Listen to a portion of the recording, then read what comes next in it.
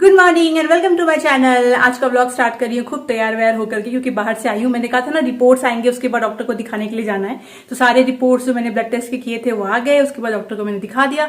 पर मैंने सोचा कि ब्लॉग ना आने के बाद शुरू करती हूँ, क्योंकि वही हर बारी सुबह जाती हूँ, नाश्ता करती हूँ, डॉक्टर को दिखाती हूँ, वो कितना बार ब्लॉग में इंक्लूड करे। तो घर आके इत्मीनान से शुरू करी हूँ। पहले मैंने क्या पहना है वो दिखाती हूँ। बहुत ही सुंदर है और मुझे तो खुद ही बहुत अच्छा लग रहा है पहन पहन के।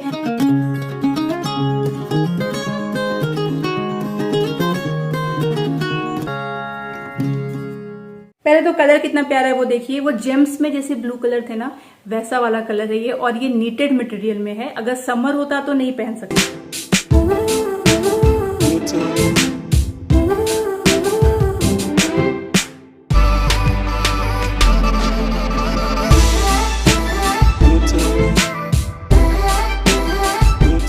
पिछली बार जो मैंने ड्रेस दिखाया था आपको, वो लैवेंडर कलर वाला, तो उसमें आपको मेरे बेबी बम्प नहीं दिख रहे होंगे। तो मुझे कमेंट भी आया था कि बेबी बम्प तो दिख ही नहीं रहा आपका। तो देखिए ड्रेस कितना मैटर करता है। अगर आप थोड़ा सा लूज पहनेंगे, दोनों ही एक्सेल में है एक्चुअली, ये भी एक्सेल है वो भी एक्सेल था, पर ड्रेस की चॉइस की वजह से ना डिफरेंस लगता है आपके फिगर में। तो ये जो है ये टाइट फिट ड्रेस है, जिसको बॉडीकॉन भी आप बोल सकते हो, और वो वाला जो था वो फ्लैट ड्रेस था।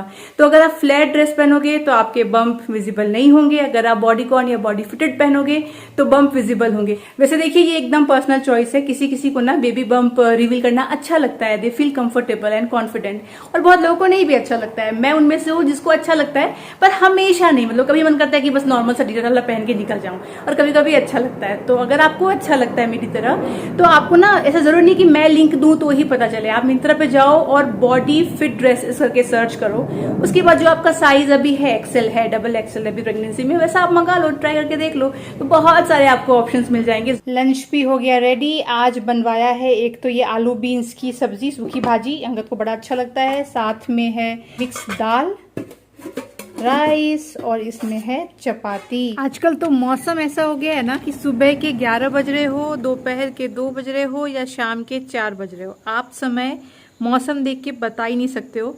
अभी देखिए थोड़ा थोड़ा आसमान खुला है, थोड़े बादल भी हैं, पर धूप बिल्कुल नहीं है, और इतना सुंदर लगता है। इनफैक्ट मुझे तो लग रहा है कि जोर की बारिश आने वाली है। यहाँ पे देखो आप, है ना, इन पत्तों के साइड्स में देखिए ऐसे हल्का हल्का सूखने लगे हैं। मैं क्या करती हूँ ना, कट कर देती हूँ। जैसे ये वाले हैं ना, ये बहुत सूख गए थे तो उनको कट कर दिया, पर अभी मैं देख रही हूँ तो काफ़ी सारे हो गए ऐसे वाले। इधर भी हैं, इधर भी हैं। तो क्या ये ऐसे होते रहते हैं, कोई दिक्कत की बात नहीं है, या फिर इनको कोई दिक्कत हो रही है? क्योंकि पानी तो हम लोग डाल देते हैं रोज़ विदाउट फेल। ये वाला मस्त प्लांट है, इसको कुछ नहीं होता है, स्पाइडर प्लांट को, ये ऐसे ही हरा भरा रहता है। लेकिन इसमें देख रही हूँ साइड्स में सूख तो रहे हैं, पर अदरवाइज ग्रोथ अच्छी है, नए पत्ते भी आ रहे हैं। देखिए यहाँ पे भी आ रहे हैं। एक ये वाला पत्ता निकला था, खुला ही नहीं कभी, मतलब ये ऐसे का ऐसा बंद ही है। इसको ऐसा हो जाना चाहिए ना, खुला खुला, पता नहीं क्या दिक्कत है। मुझे अभी कुछ दिन पहले कमेंट आया था कि शोना आपके बाल कैसे इतने लंबे हो गए, क्योंकि अगर आप मेरे पिछले साल के व्लॉग्स देखेंगे ना, तो मैंने अपने बाल इतने छोटे छोटे करवा लिए थे। पर देखिए कुछ ही महीनों में बाल में ग्रोथ भी अच्छी आई है, और टचवुड बाल हेल्दी भी हैं। पर हमेशा से ऐसा केस नहीं था, मेरे बाल बहुत गिरते थे, मैंने आपसे शेयर भी किया व्लॉग्स में। तो ये प्रॉब्लम बहुत कॉमन है। अगर आपके भी बाल गिर रहे हैं, या फिर आप नोटिस कर रहे हो कि आपकी रिसीडिंग हेयर लाइन्स हो रही है, मतलब अगर आप मांग देखोगे तो आपके मांग चौड़े होते जा रहे हैं, साइड्स में आप देखोगे तो बाल आपको कम लग रहे हैं, तो ये प्रॉब्लम्स अगर आपके साथ है ना, तो फिर ये वाला सेगमेंट देखिएगा, स्किप मत करिएगा। मैं आपसे शेयर कर रही हूँ कुछ अमेजिंग हेयर केयर प्रोडक्ट्स जो मेरे पास आए हैं मामा अर्थ से। यह है मामा अर्थ का रोजमेरी रेंज। इसमें है rosemary hair growth oil, rosemary anti hair fall shampoo और कंडीशनर। रोजमेरी के अलावा इन प्रोडक्ट्स में आपको मेथी दाना भी मिलेगा, जो सालों से हमारे घरों में इस्तेमाल किया जा रहा है हेयर ग्रोथ के लिए। सबसे पहले आपको हेयर ऑयल अप्लाई कर लेना है स्कैल्प पे इस कोम्ब एप्लीकेटर की मदद से, और अच्छे से स्कैल्प पे मसाज कर लेना है। एक रात पहले अगर आप ये करते हो तो और भी अच्छा रहेगा, वरना शैम्पू करने से एटलीस्ट 2 से 3 घंटे पहले मसाज कर लीजिए। फिर लगा लीजिए ये rosemary anti hair fall shampoo. Rosemary hair growth को स्टिमुलेट करता है और मेथी दाना कंट्रोल करता है हेयर फॉल को। उसके बाद अप्लाई कर लीजिए ये एंटी हेयर फॉल कंडीशनर, और अच्छे से बालों को वॉश कर लीजिए। ये शैम्पू और कंडीशनर सूटेबल है इवन कलर्ड और ट्रीटेड हेयर पे, और ये डर्मेटोलॉजिकली टेस्टेड भी है।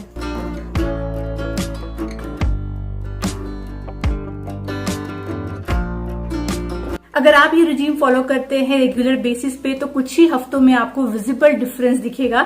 आपको आपकी स्कैल्प पे ना बेबी हेयर्स रीग्रोथ होते हुए दिखेंगे।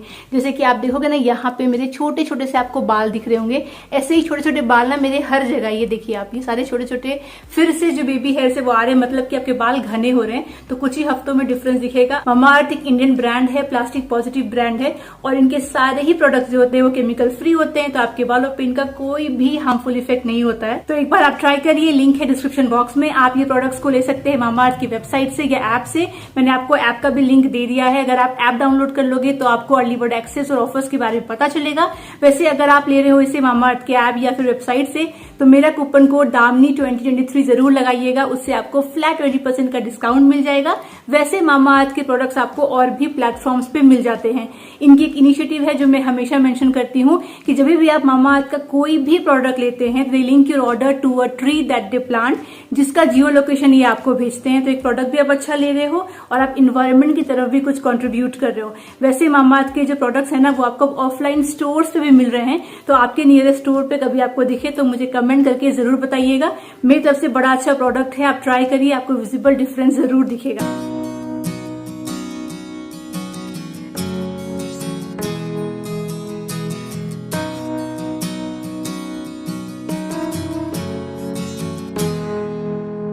पिछले व्लॉग में मैंने आपसे शेयर किया था कि हम लोग धीरे धीरे करके कुछ ना कुछ चेंजेस कर रहे हैं घर में, जिससे कि हम बेबी की चीज़ों को अच्छे से एकोमोडेट कर पाए और घर हमारा जितना पॉसिबल हो उतना ज़्यादा हम लोग ऑर्गेनाइज रख पाए। तो देखिए हम लोग ने मंगवाया है एक DIY शेल्फ जो हम लोग यूज़ करने वाले हैं मास्टर बेडरूम में, और प्राइस भी इसकी बहुत रीज़नेबल थी, उस हिसाब से क्वालिटी मुझे अच्छी लगी। और सबसे अच्छी बात है कि देखिए जो इसका लैमिनेट में डिज़ाइन है और जो कलर है ना वो काफ़ी सिमिलर है हमारे एग्जिस्टिंग लैमिनेट से, थोड़ा सा ही बस शेड ऊपर नीचे है, पर ये बहुत ही अच्छे प्राइस में हमको मिल गया। मैं आपको लिंक इसका डिस्क्रिप्शन बॉक्स में दे दूंगी। और इसे ना इंस्टॉल करना भी इजी था, 15 से 20 मिनट लगे अंगद को और उसने इसे इंस्टॉल कर लिया। हमें जिस मेजरमेंट में चाहिए था ना एग्जैक्ट उसी मेजरमेंट का मिला, तो 2-3 दिन लगे हमें ढूंढने में। हमें थोड़ा स्लीक सा चाहिए था, पर ऐसा चाहिए था जो हम अपने एग्जिस्टिंग साइड टेबल के ऊपर रख सके। और इसमें मेनली हम ना बेबी के सामान सबको रखेंगे, जैसे ऑयल हो गया, उसका पाउडर हो गया, थोड़ी बहुत छोटी मोटी जो दवाइयाँ होती है वो हो गया, जो ईजिली एक्सेसिबल रहे बेड से। आगे आप देखिएगा हमने इसको कैसे प्लेस किया है, पर बड़ा ही अच्छा आया। तो देखिए ये शेल्फ बन के रेडी हो गया और कितने अच्छे से ये फिट भी आ रहा है। शेड भी आप देखोगे ना तो बेड जैसा ही लग रहा है लैमिनेट, इसका उतना भी डिफरेंस नहीं लग रहा। नीचे जो 2 ड्रॉअर है ना वो वाले भी हमें यूज़ में आ जाएंगे, और उसके ऊपर हमने ये रख दिया तो छोटी मोटी चीज़ें भी आ जाएंगी। बहुत ही अच्छा लग रहा है। बहुत बल्कि नहीं चाहिए था, बहुत चौड़ा नहीं चाहिए था, परफेक्ट हमें इसकी चौड़ाई भी मिल गई, परफेक्ट हाइट भी मिल गया, और ड्रॉअर भी यूज़ में आ रहा है। बस हमें करना क्या पड़ेगा, ये जो हैंगिंग लाइट है ना इसको थोड़ा ऊपर कर देंगे ताकि बेटर हो जाए। और पीछे के साइड आपने देखा होगा एक स्विच बोर्ड है, वही अंगद मुझे बता रहा है कि बस उस स्विच बोर्ड को हम लोगों को कट करवाना पड़ेगा ताकि हम लोग मोबाइल वगैरह चार्ज कर सके।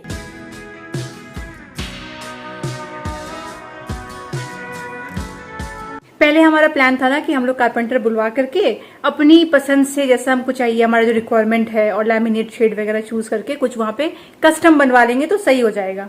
फिर एक दिन मैं बैठी थी तो मुझे लगा कि चलो ऑनलाइन भी देख लेते हैं, कुछ कुछ ऑप्शंस अगर होंगे तो देखेंगे। तो मुझे कुछ ट्रॉलीज मिल रहे थे व्हील्स वाले, जिसमें कि एक्चुअली वाइन वगैरह सर्व किया जाता है, पर वो थे 3 लेवल वाले भी थे, 4 लेवल वाले भी थे। तो मैं सोच रही थी कि वैसा कुछ कर लेते हैं तो मूवेबल भी होगा इजीली, मुझे कुछ भी चाहिए रहेगा बेबी का। पर फिर लगा कि नहीं वो सही नहीं रहेगा, मुझे ऐसा चाहिए जो कुछ फिक्स्ड रहे तो बेटर हो। तो मैंने सर्च किया IKEA भी ऑप्शंस देखे, बहुत सारे देखे, पेपर फ्राई, अर्बन लैडर, पर मुझे फिर अमेजोन पे ये वाला मिल गया। सारे रिक्वायरमेंट्स टिक हो गए ना, साइज भी जो है परफेक्ट है वहां के लिए जो मुझे चाहिए था, कि बहुत बल्कि भी नहीं होना चाहिए, बस थोड़े से शेल्फ मुझे एक्स्ट्रा मिल जाए कि मैं वहां पे कुछ चीजें रख सकूं और मेरे एकदम बाजू में हो बेड के, वो भी मिल गया। मैच कर गया लैमिनेट, वो तो बहुत ही बेस्ट पार्ट हो गया, तो वो भी सही हो गया और इतने सस्ते में मिल गया। मैं आपको लिंक दे दूंगी इसका डिस्क्रिप्शन बॉक्स में, इनकेस अगर आपको परचेस करना हो तो। आई गेस कुछ 2-2.25 हजार में ये हमारा हो गया, और थोड़ा सा हमें इसको बस DIY करना पड़ा उसको फिट करने के लिए, और उसके बाद में कटिंग भी हमने इसका करवा लिया स्विच बोर्ड के लिए। तो अभी तो देखिए मैंने इसको ऐसे ही रैंडम चीजें यहाँ पे रख दी हैं, बाद में तो ये किसी और ही काम में आएगा। साइज भी देखिए परफेक्ट हो गया है, मतलब उतना ही चौड़ा है जितना हमको चाहिए था, कि साइड में थोड़ा स्पेस हो, मान लीजिए मोबाइल रखना हो या ग्लास रखना होता है ना, कुछ चीज आपको रखनी होती है बस बाजू में, तो उसका भी स्पेस बच गया और हाइट भी इतनी ज्यादा नहीं है कि बल्कि सा लगे। सबसे टॉप शेल्फ में देखिए यहाँ पे इंटरकॉम रखा हुआ है, तो ये तो इंपॉर्टेंट है बेडरूम में होना सेफ्टी पर्पज के लिए, तो ये साइड में कर दिया। इसका तार हमने पीछे से ले लिया, तो ये जगह भी नहीं ले रहा है, साइड में रहेगा। ऊपर ये फोटो तो रहेगा ही अभी फिलहाल। तो ये ऐसा हो गया। अभी यहाँ पे मैंने बस ऐसे ही रैंडम जो बुक में रेफर करती हूँ वो रख दिया, ये रख दिया, और नीचे ये जो डॉल्स हैं ये भी रैंडम ऐसे ही सजा दिए कि खाली खाली अच्छा नहीं लग रहा था। और जो नीचे वाला लेयर देख रहे हो, इसमें दो ही चीजें हैं जो मेरे काम की हैं। एक तो ये पानी का बॉटल जो मैं रखती हूँ, और दूसरा हो गया वो जो आपको दिख रहा है राइट साइड में डब्बा, उसमें कोकोनट ऑयल है, वो मैं रखती हूँ बार बार मॉइस्चराइज करने के लिए। और साथ में मैंने कैंडल डाल दी है, बहुत अच्छी स्मेल आ रही है, और ये फ्रेग्रेंस के लिए। और देखिए अंदर की साइड में हमने वो कट भी करवा दिया, तो क्या है कि स्विच बोर्ड जो है विजिबल है, तो यहाँ से मोबाइल वगैरह चार्ज करना हो तो वो भी पॉसिबल है। तो कटिंग भी हो गई, फोन का वायर भी आ गया, तो इस तरीके से ये यूज में आएगा। यहाँ भी काफी स्पेस है कुछ रखना हो तो। और अगर इस तरफ से देखा जाए रूम में एंटर होते हुए, तो जो मेस होने वाला है कल के, देखिए अभी तो मैंने डेकोरेट कर दिया है, पर कल के ऑफकोर्स जब इसमें बॉटल्स वॉटल्स आएंगे, बहुत सारी चीजें आएंगी, तो फिर वो दिखने में उतना अच्छा नहीं लगेगा, मेसी लगेगा ऑफकोर्स। पर अगर हम रूम एंटर करेंगे ना, तो हमें विजिबल भी नहीं रहेगा, क्योंकि यहाँ पे इसका ये आ जा रहा है। पास से मैं आपको दिखाऊं, लैमिनेट का कलर जो है ना, तो काफी सिमिलर है। मतलब एग्जैक्ट शेड तो ऑफ कोर्स नहीं ही मिलेगा, पर फिर भी ना एक नजर में बता नहीं पाएंगे आप दूर से कि दोनों जो है वो अलग अलग है।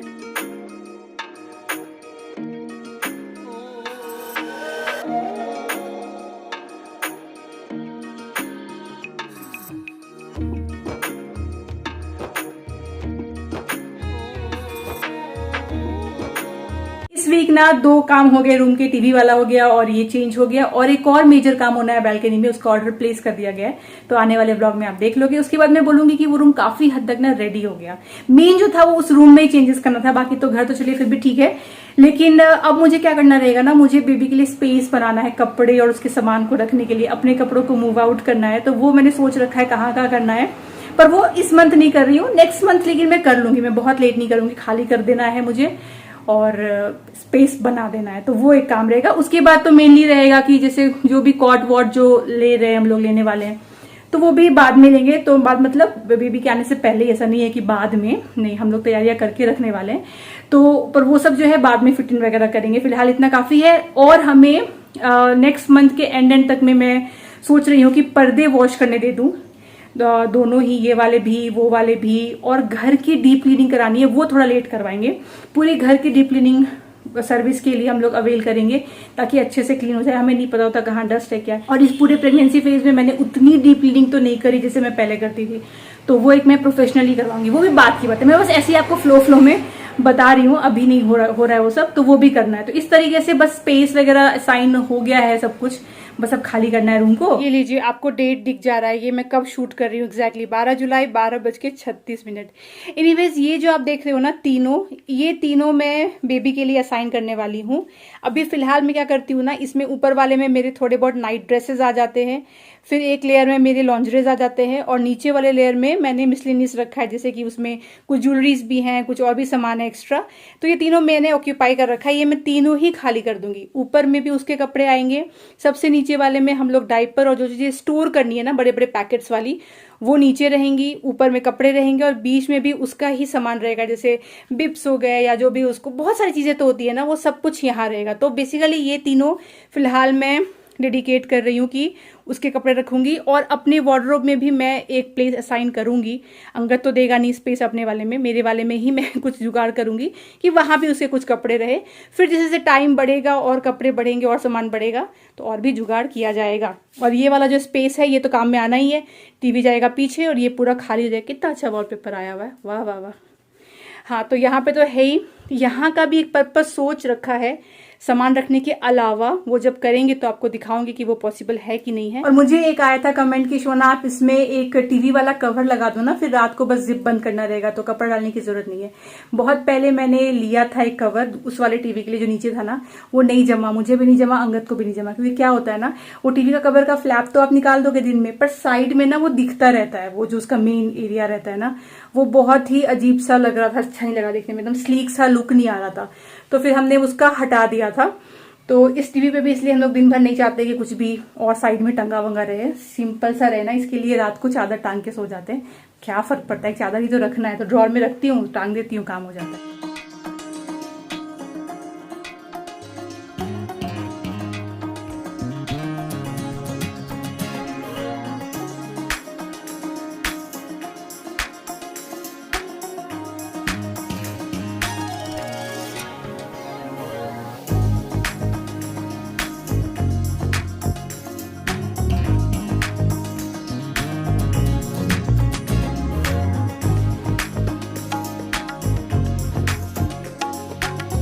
रोटी पे देखिए लगेगा घर का बना हुआ घी, इसकी तो बात ही कुछ और है।